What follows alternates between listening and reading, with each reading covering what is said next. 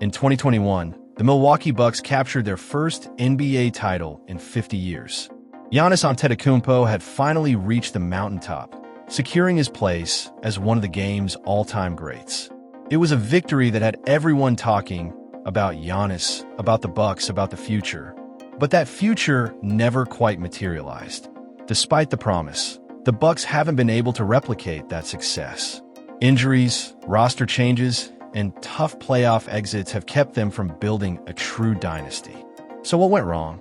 How did a team that seemed destined to dominate now be on the verge of trading their franchise superstar after yet another first-round exit? To answer that question, we must first start at the beginning. In 2021, the Milwaukee Bucks reached the top of the NBA, bringing home their first championship in 50 years. It was a moment that fulfilled the hopes of a long-suffering fan base and etched the franchise's name in history. At the heart of it all was Giannis Antetokounmpo, a once-in-a-generation talent who had evolved from an unknown rookie to the best player in the world. But while Giannis was amazing in his own right, the 2021 Bucks were far from a one-man show. The team around him was perfectly constructed with a blend of offense, defense, great contracts, and coaching that allowed them to not just compete, but dominate when it mattered most. The blueprint for Milwaukee's success wasn't created overnight. Milwaukee had been building towards this championship for years, making important roster moves and assembling a team that complemented Giannis' strengths while covering his weaknesses. The formula worked. The Bucks weren't just a team of talent. They were a perfect all-around team, perfectly balanced on both ends of the floor. They had shooters to space the floor, defenders to lock down opposing stars, and the ultimate game-changer in Giannis, whose size, skill, and athleticism put him in a category all his own. But despite all this promise, the road to the title was far from smooth. The 2021 season was a critical one for the Bucks. For years, they had been one of the best regular season teams in the league, but the postseason had been their Achilles heel. Giannis had delivered MVP-caliber performances year after year, but something was always missing. The 2019 Eastern Conference Finals collapse against Kawhi and the Toronto Raptors had raised doubts about their ability to make deep playoff runs, especially with Giannis being the number one option. However, the team had made significant moves during the offseason that redefined their title hopes. The trade for Jrue Holiday in November 2020 gave the Bucks the two-way guard they desperately needed. Holiday was not only a huge upgrade defensively, but he also provided the secondary playmaking that Giannis had long lacked, allowing the Bucks to become a more dynamic and unpredictable offensive team. Holiday's arrival also allowed Chris Middleton to settle into his natural role as a reliable second scoring option. Middleton, who had often been criticized for his inconsistency, found his stride in 2021 and delivered at a high level when the Bucks needed him most. Alongside Middleton and Holiday, the Bucks also had veteran center Brook Lopez, whose ability to space the floor with his three-point shooting was crucial in keeping opposing defenses honest. In addition, the acquisition of P.J. Tucker at the trade deadline provided the Bucks with yet another gritty, defensive-minded player who could match up with the league's top perimeter players. Tucker's no-nonsense style fit perfectly with the Bucks' defensive identity, and his presence was felt in critical moments throughout the postseason. But it wasn't just the roster that made the Bucks a championship contender. It was the team's coaching, led by Mike Budenholzer. Budenholzer's tenure in Milwaukee had been marked by high expectations and early playoff failures. But in 2021, he managed to get the most out of his squad when it mattered most. Budenholzer made crucial adjustments throughout the season, especially during the playoffs, when the Bucks found themselves facing a series of tough opponents. His decision to make tactical shifts, such as going small at times and leaning into Giannis as the primary ball handler, allowed the Bucks to create mismatches and find offensive flow even when Giannis was on the bench. Budenholzer, who had faced heavy criticism in previous years for his lack of in-game adjustments, showed growth as a coach, and that made all the difference during the finals.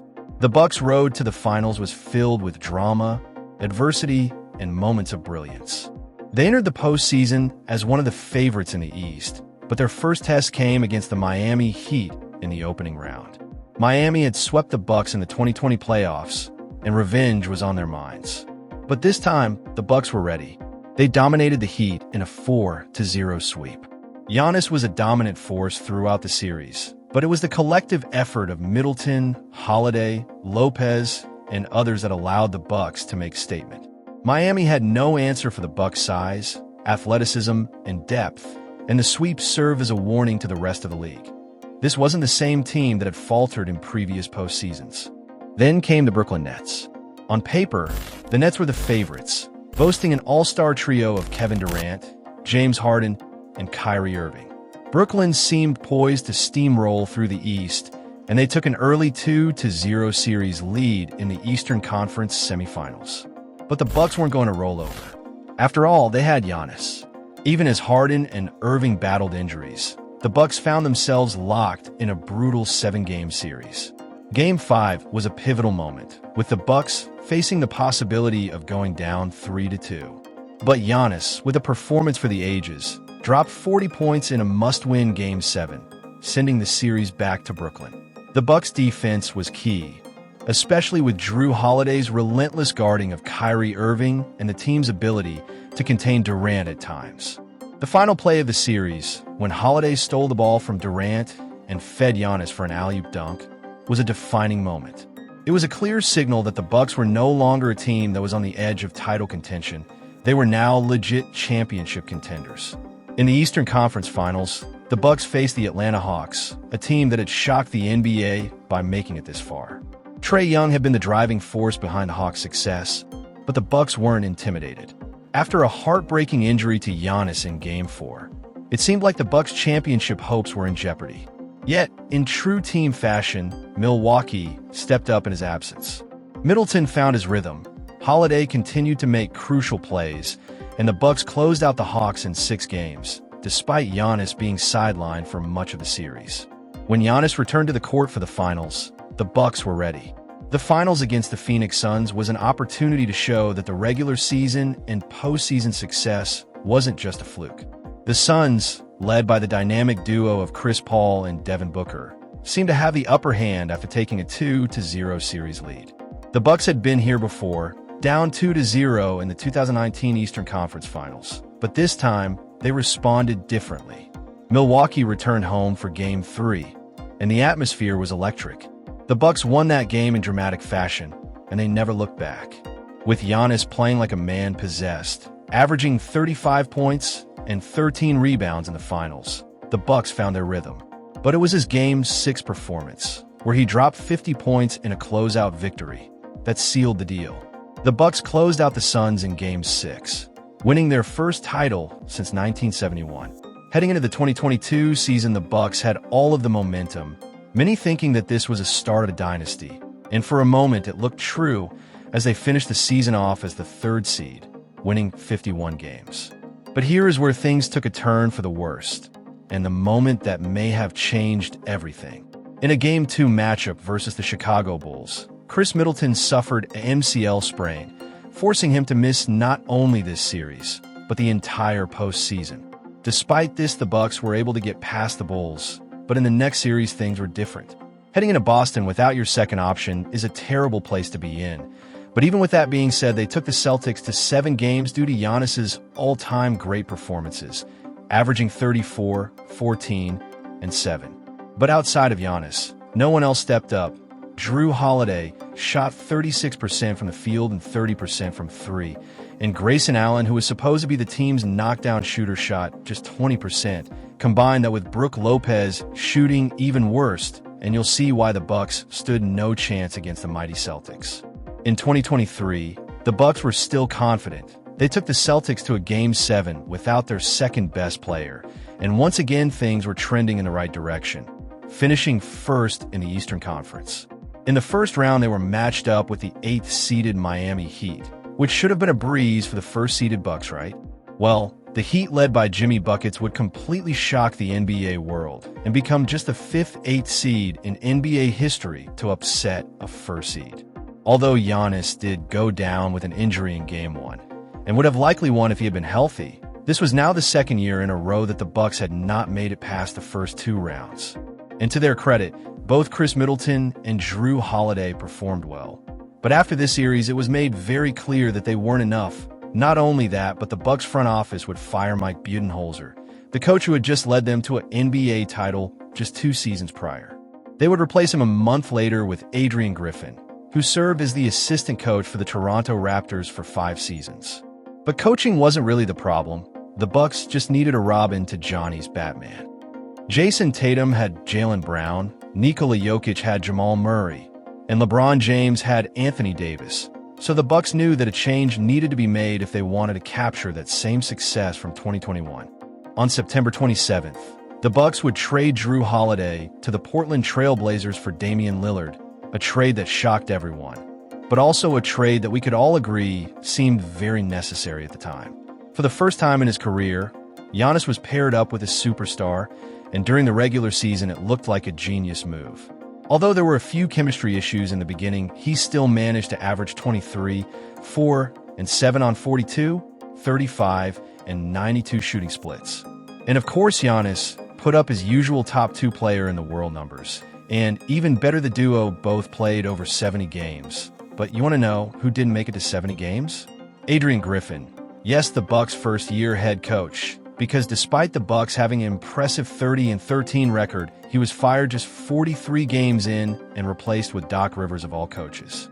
On the contrary of what many thought when Griffin was hired, he was not the man for the job. The Bucks' defense was 4th the year before his arrival and dropped down to 22nd when he took over.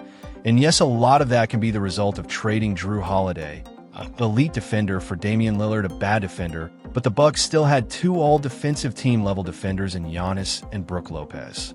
He would also be criticized by his players for his lack of in-game adjustments, and they soon lost confidence in his ability to lead them to a title. But unfortunately, and I can't emphasize the word unfortunately enough, Giannis would not only miss the Bucks' final 3 regular season games, but would also be ruled out for the entire first round of the playoffs versus the Pacers. Damian Lillard played great in Giannis's absence, averaging 31 points, but he too would suffer an injury in Game 4, and the rest was history. This was now the 3rd season in a row where a playoff series was completely derailed by injuries, and ironically enough, Jrue Holiday, who the Celtics scoped up immediately from the Trailblazers, would go on and win the NBA Finals. Now we fast forward to the present day, and the Bucks have lost to the Pacers in the first round yet again, and to no one's surprise, one of their stars suffered an injury. Damian Lillard would tear his Achilles, which not only sidelined him for the rest of the series, but it'll most likely keep him out most, if not all, of next season. And keep in mind, he'll be 35 years old. And depth was already a problem for the Bucks. Trading away Chris Middleton for Kyle Kuzma proved to do more harm than good to the roster. And 37-year-old Brook Lopez is regressing on both ends of the floor, plus he'll be a free agent this summer. So after Giannis, the Bucks' best players heading into next season will be Kyle Kuzma and Gary Trent Jr. Yet not exactly a championship roster. And you may be thinking, why won't they just make a trade to improve the roster? But that is impossible because they have a roster full of negative assets for performance or contract reasons. You can only trade for good players if you have good players or picks to trade, and right now the Bucks don't really have either. The Bucks only have total control over one of their future first-round picks through 2031, and it's the 2031 pick, by which point Antetokounmpo will be 36. The Trailblazers have swap rights with Milwaukee in 2028 and 2030, while the Pelicans have swap rights with Milwaukee in 2026 and 2027. Milwaukee has future second-round picks in 2025 and 2026, but those are top 55 protected by the Jazz. They have another in 2031. With no quality players or picks to trade, it's literally impossible to improve the roster around Giannis. And we didn't even go over all of the coaching changes they've had over the past couple of years. The team and the organization is a complete mess, which is why he's 100% requesting a trade this summer.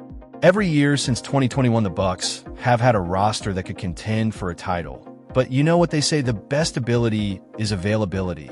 Their potential dynasty wasn't ruined by bad roster construction, poor coaching, or players leaving over a disagreement with the front office. It was injuries, something they couldn't control, which is unfortunate. And now, their homegrown generational superstar will likely be in a different uniform in 2026.